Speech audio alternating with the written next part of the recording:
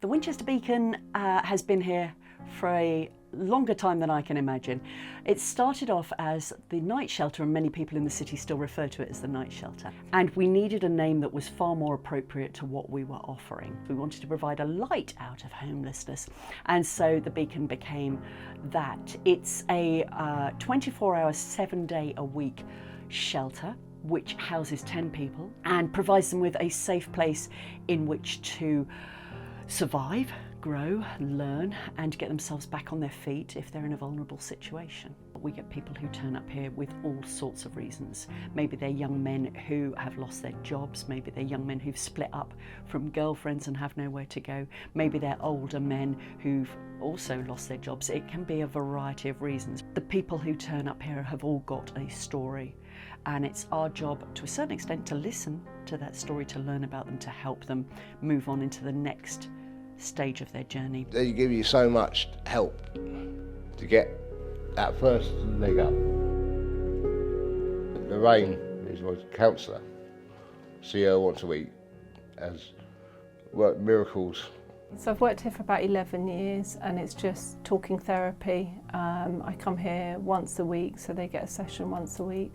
I think the successes I've seen are when people have put boundaries in for themselves, have stood up for themselves, and I think those successes are they're not the big profound stories, they're people's self-respect, self-esteem, self-worth, reclaiming their life and reclaiming their boundaries and their edges of what's okay. And I think that's, on a personal level, that's what I see as a success.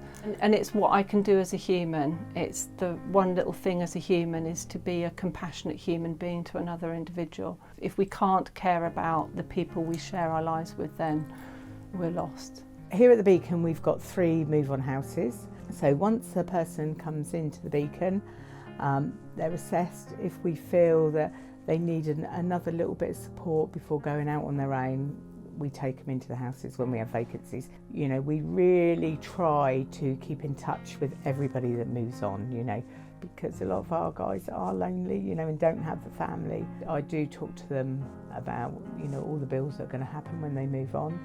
We do tenancy training so that they know what all their rights are and their responsibilities as well. And it's my job to sort of build that self-esteem back up, build their confidence back up, hopefully get them into employment, and so they're ready to fly. I got to a point where I needed this to move on further in my life, because I want to try and get to see my little boy again. This is a big step. So.